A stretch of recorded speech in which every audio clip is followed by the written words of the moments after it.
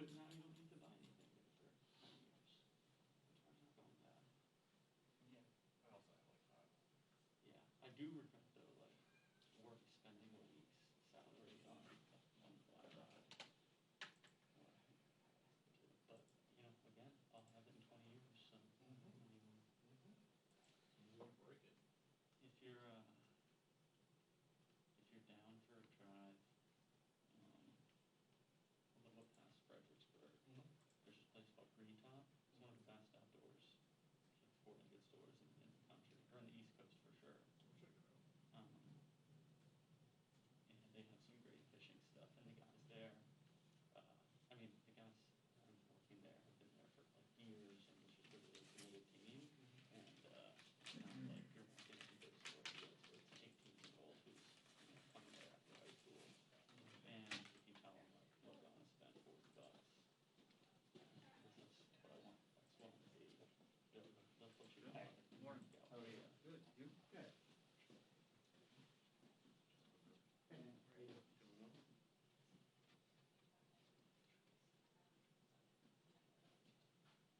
Back to the store. Oh, really? Yeah, it's right on 95. And in Virginia, you only do 2 forms of application, and you can roll in and out.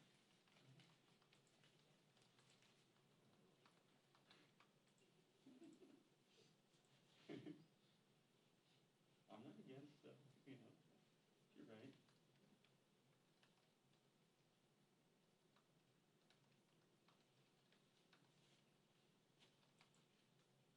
My buddy went there a couple weeks ago, actually, to pick one up, because he's always buying that stuff. And he said that it was just been so drastically understocked, and the lines and enormous. And the guy who was talking to him there said it's just been constant the past 6 months, just people coming in and stocking up on stuff. Alarming. But yeah, it makes sense.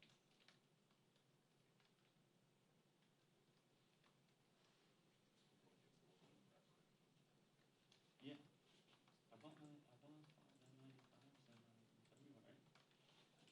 I remember Ross being like, what are you getting those for? It's not, you don't need that. I don't want to buy them just to have them.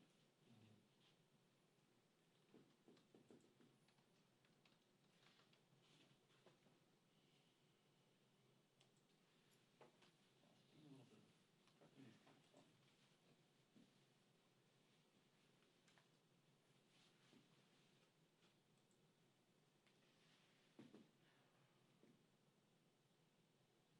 Back when Walking Dead was good, I was super into that stuff. It was a great show in its heyday. No. With a show that type of Van Helsing on sci-fi. Sci-Fi Channel is Wonderful. hardcore. Wonderful. Isn't Van Helsing a movie too? The whole series? There's the awful film where, like, you know, there's some guy who plays Van Helsing, and then there's the show Van Helsing, which is about the descendant. It's like one of those super films. 200 years, dude. Yeah. There's a vampire. It's great. I'm trying to stick to happy shows. I'm rewatching Avatar right now. I've got to be sure. Can't handle any more apocalyptic My things. favorite thing that I ever saw was the one brother supposedly saw Reddit. And it's like, I had to fix things. Got like the blue down arrow. And so it was being painted with a red up arrow.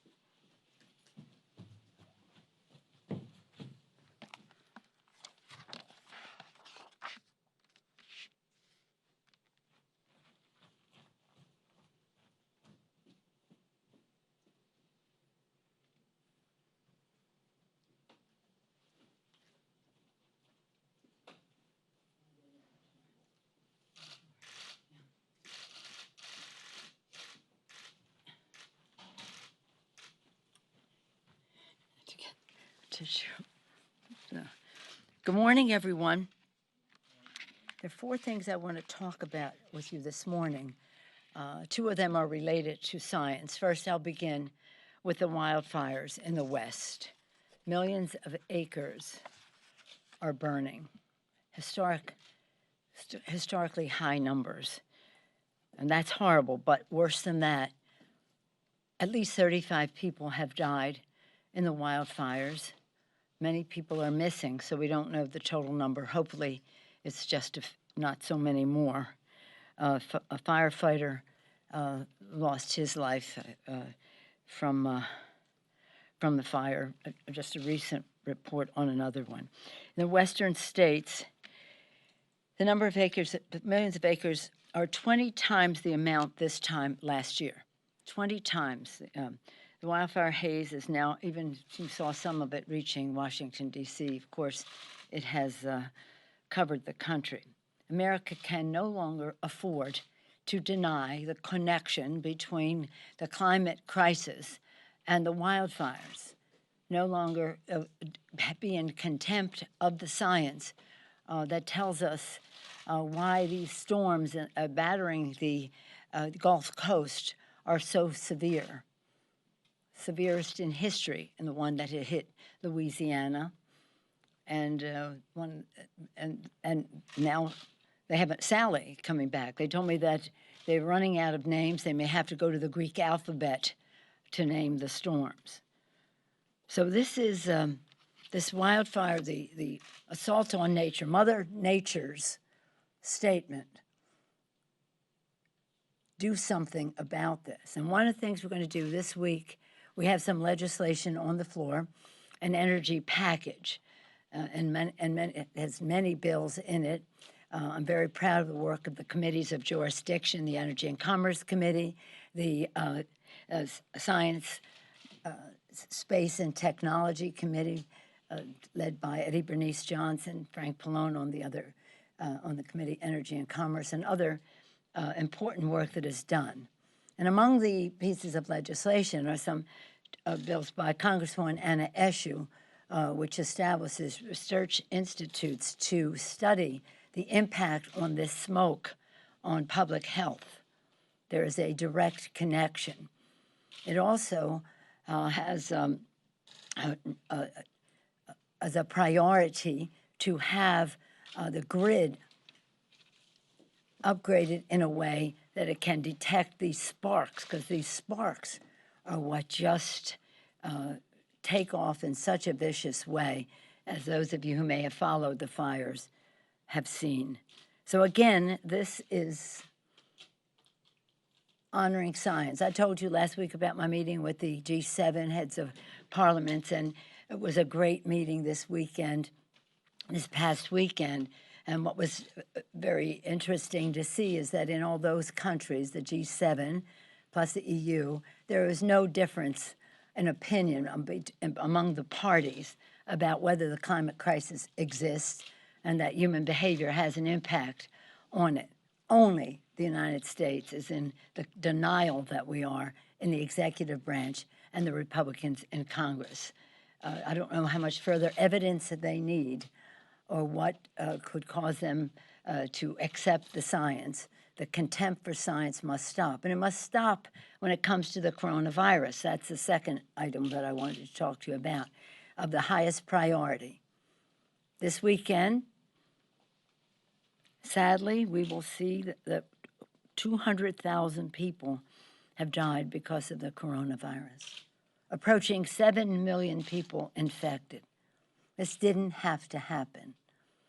And yesterday, some of you were there when Mr. Pallone and Mr. Clyburn and 2 of our freshmen, Congresswoman Marcus L. Powell and Congresswoman Underwood, spoke about our plan that has been out there for months and months, our plan for testing, tracing, treating, our plan for sanitation, separation, wearing masks, to crush the virus, Instead, our Republican colleagues want to crush the Affordable Care Act and its pre-existing condition benefit, which affects probably nearly half the families in our country. But we have a plan. It's based on science.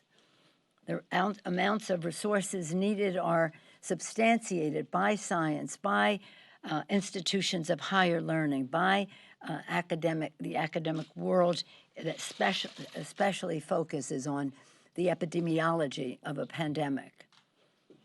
Why is it so hard for the Republicans to accept the science, crush the virus, so that we can open our economy and open our schools more safely? In our HEROES Act, in which this proposal is, and again, Mr. Pallone, the Chair of Energy and Commerce, has presented this plan. It's not just money, it's a plan. It's been there for months, and even in previous legislation, we had pieces of it, but this has a comprehensive plan. We have $75 billion. That is what it will take to crush the virus. The Republicans had $15 billion, and they said we'll compromise and make it 16. Now, that doesn't even come close to meeting the need or recognizing the loss in terms of health, but also in terms of our economy.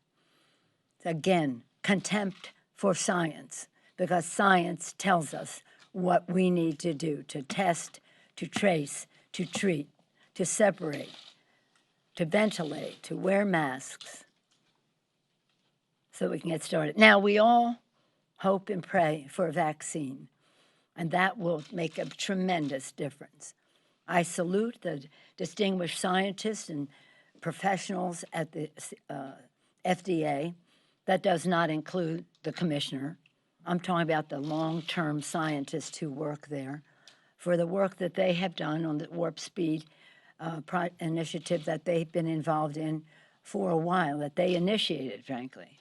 And when we have a vaccine that has been tested, that is to say, has gone through the clinical trials that science says are necessary to prove efficacy and safety, hopefully that will be soon.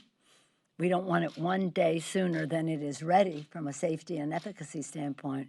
We don't want it one day later.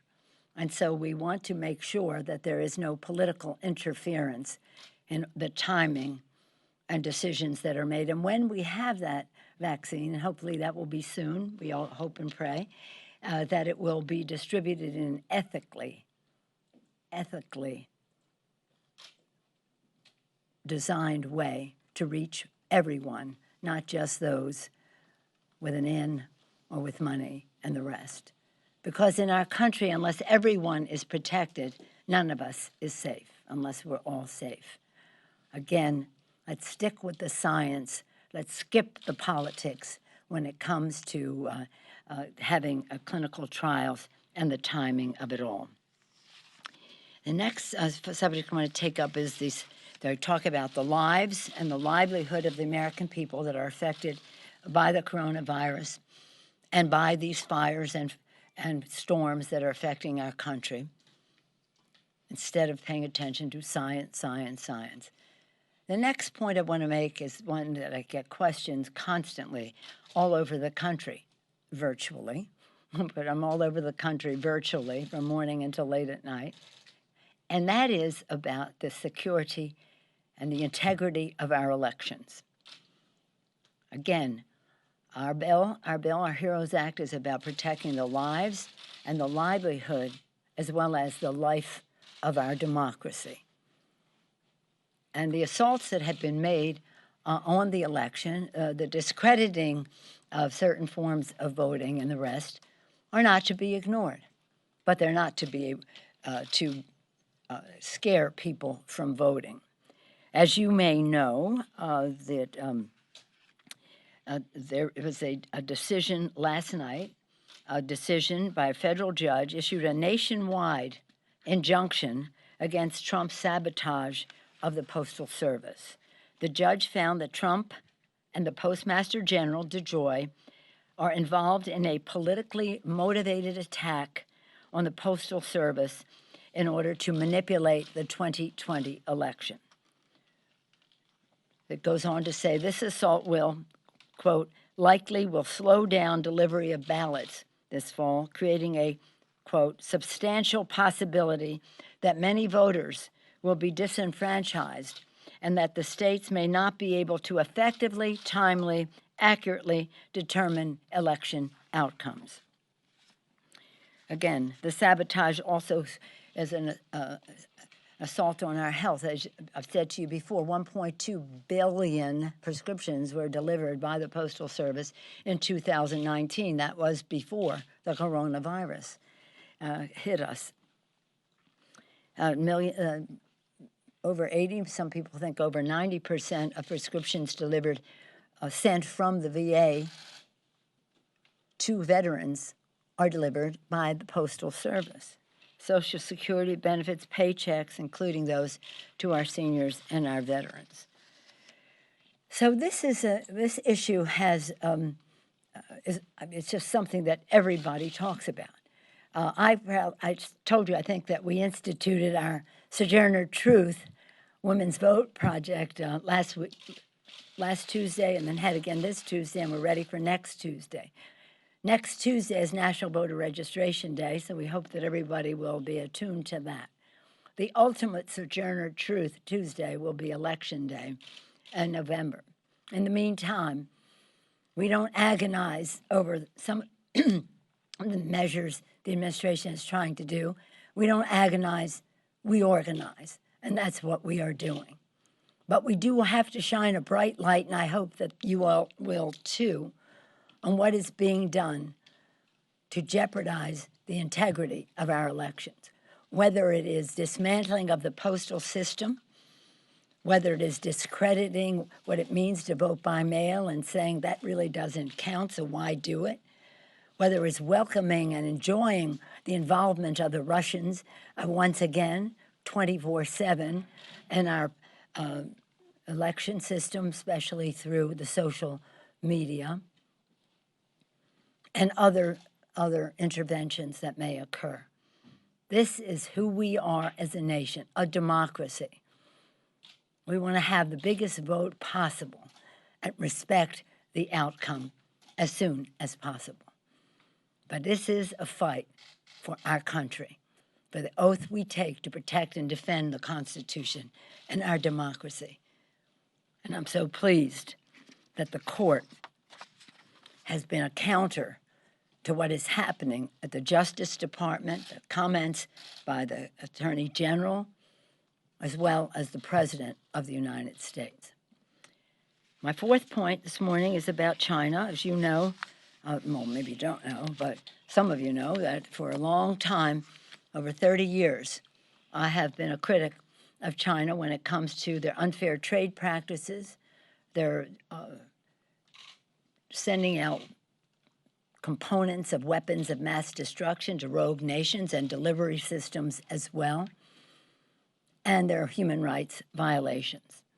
Next week, I'm so pleased that we will have two bills on the floor, one of them led by Jim McGovern, who's the chair of the China Commission, the Executive Commission, and this is a bill, a bipartisan bicameral legislation by McGovern to ensure that goods made in the Xinjiang Uyghur Autonomous Region are not made with forced labor, those that are imported into the United States.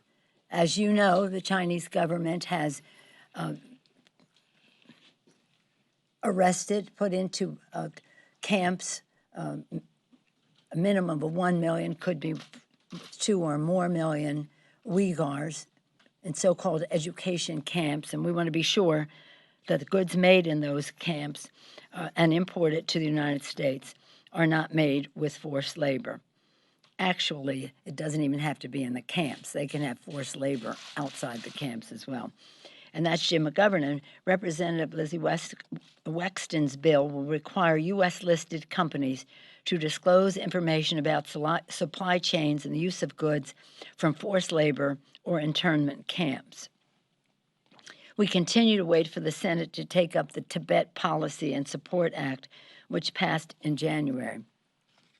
We've had a number of successes on the floor, House and Senate, in a bipartisan way, speaking out against what's happening in China, in Hong Kong, in Tibet, in the Uyghur territories, and just across the country. I've said it over and over. If we refuse to speak out about human rights in China because of commercial interest, then we lose all moral authority to speak about human rights any place in the world. Again, 30 years, at least 1 hour a day on China, whether it's from a security standpoint, whether it's an economic standpoint, or a values standpoint. It's a big country, so are we. We must have engagement, but we must also recognize when there are acts of violence and almost crimes against humanity, we must speak out against them. With that, I'll be pleased to take any questions that you have. Yeah. Yes, ma'am. What specific issues do you have with the problem solvers proposal? About the what? The problem solvers Oh, well, proposal? I've made my statement. Just go read my statement. I respect what they're doing. I made a statement about it, as have our chairs. In holding out for $2.2 trillion, though, are you making perfect the enemy of the good? It's not perfect. Perfect is $3.4 trillion. Remember, we've come down $1 trillion, and we said we'd meet them in the middle. So this is not about perfect being the enemy of the good. Any other questions? No. Madam Speaker. Yes, sir. Yeah, yesterday, a woman who served on the Vice President Pence on the task force, Olivia Troy, came out and sharply criticized the president's conduct. And this comes after John Bolton also did the same thing with the president. The White House in turn has questioned their credibility. Why shouldn't the House call them and to have them testify under oath to tell their stories to the American public? The House has been trying to do that for a while. As you know, the administration has resisted that, and we are in the courts on their very subjects. But I just want to enlarge your question for a second. The president, we all know what the president is, okay? Now, no need to go into that. The president's enablers have a responsibility to our country. For months, the president was calling early on the virus a hoax. It was going to disappear magically. It was going to be a miracle. We're all going to be to church together on Easter Sunday. By the way, the holiest day of the year, the day Christ is risen, means a lot to many of us. So him to deal frivolously with that, I found offensive, as I did his offense to science in saying what he did. But where were his people coming out and saying, that's not right, Mr. President. We're going to leave if you continue to speak that way. And that applies to so many other things. What he's saying about immigrants to our country, what he's saying about the economy. He has, again, he is what he is, and he's the president of the United States. But these enablers, they're going to have to tell their children and their grandchildren the responsibility they have for the fact that we are 200,000 people dead, and that didn't have to happen. Would they have all been saved? No, but many would have. And there are metrics on this. Don't take it from me. There are scientific metrics of how many people could have been saved. So I remember our committees have an array of appeals and, when necessary, subpoena and court actions to have the executive branch speak to the Congress. The first, Article 1, the first branch of government with oversight responsibilities of the other branches of government as they have to us. So I think your idea is a great one. Now, there's a letter being put together by the chairs of the committees of jurisdiction questioning the actions of the Attorney General of the United States and whether the comments that he and others that he may have encouraged are making statements that have an impact on the adjudication of justice prevailing in certain cases, and also what impact that could have on the election. But this, it goes beyond the pale when you think in terms of what responsibility some have left, some are speaking out, but the simple fact is tens of millions of people are on unemployment insurance.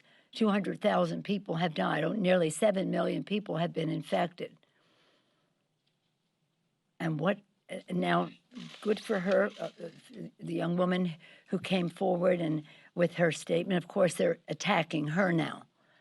But something is very wrong with this picture. Will you ask her to testify? Will the House ask her to testify? Yeah, again, I leave it up to the committees as to how they proceed. Because, quite frankly, when you're asking to testify or issuing a subpoena, you have to be careful about hitting them with your best shot because, they have friendly courts along the way who are not necessarily, in my view, committed to the separation of power. Yes, ma'am. Yes, you mentioned potential politicizing of the vaccine. Now, it's possible that Mr. Biden will be president when a vaccine is approved or when it's going out. What advice would you give to him and the steps that he should take to make sure that he can have confidence that a coronavirus vaccine is safe and effective? I appreciate your question. It's so important because whatever anybody might think of this president or this vaccine, it's really important for us to have confidence in the vaccine because what we need to do is to crush the virus. We have to do many things, the vaccine, one of them, hopefully not so far away into the future. But unless there is confidence that the vaccine has gone through the clinical trials and then is approved by the independent scientific advisory committee that is established to do just this, there will be doubts that people will have. So I think that the Vice President's statements have been good, that he supports the science and of it all. And again, we want it to work. We want it to be safe. We want it to be efficacious. Those are the tests, safety and efficacy. And we want it to be available in a widespread, ethical way. And the best, it's not even an argument, but the best case for the vaccine is to have it as closely identified with the scientist who will be putting it forth. So we've had some good things. A number of the companies that have received funds, one hasn't, Pfizer hasn't received the funds, but the others received funds to develop vaccines. And they have said that they will not promote or support a vaccine that has not gone through the clinical trials and met the standard of approval.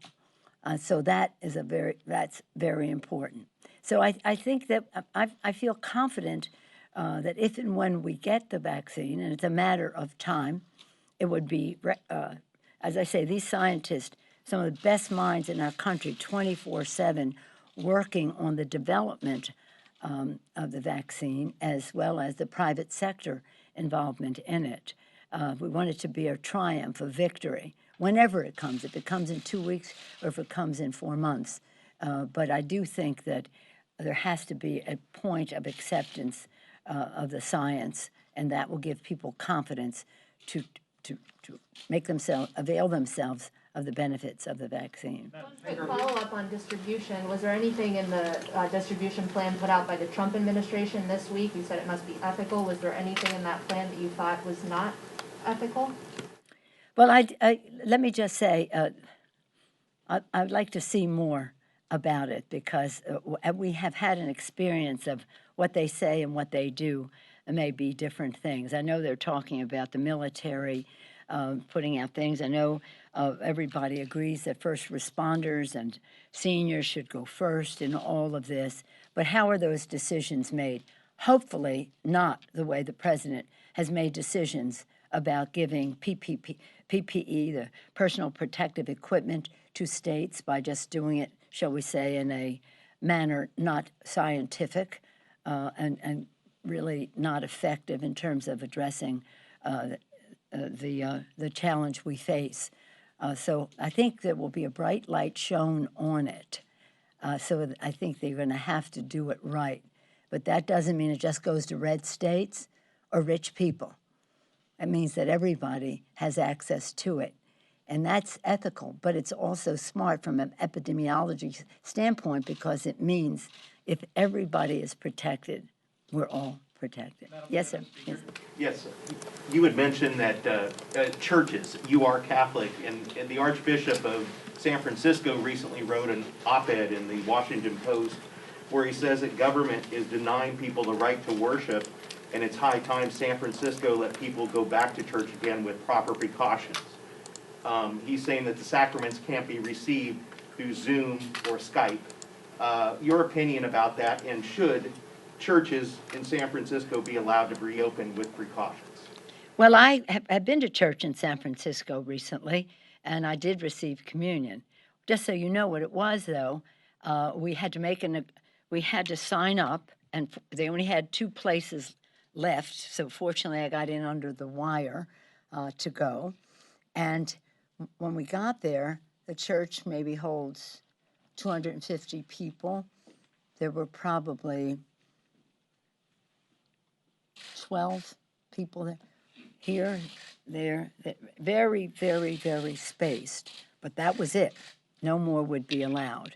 So again, obeying the social distancing, and then we did receive communion. The priest washed his hands before he gave us communion.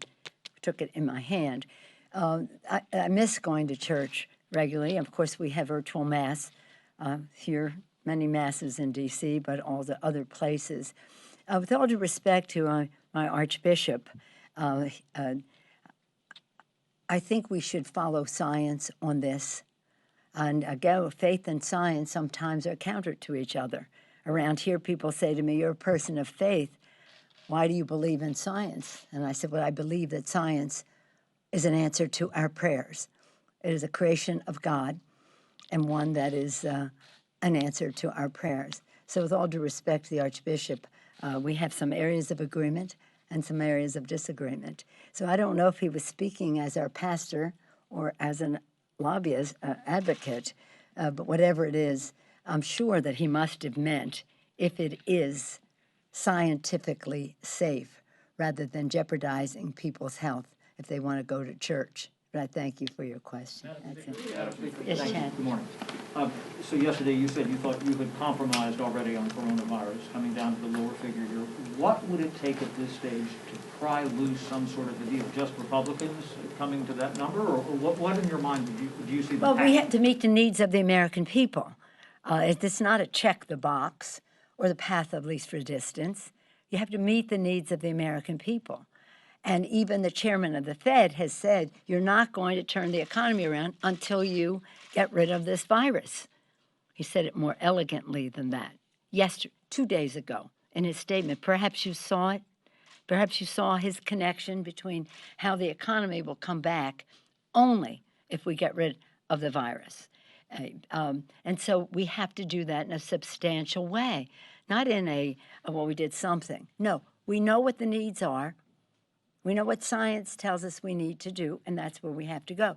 Now, I did say yesterday that there are more needs that have emerged since we passed the bill 4 months ago, May 15th.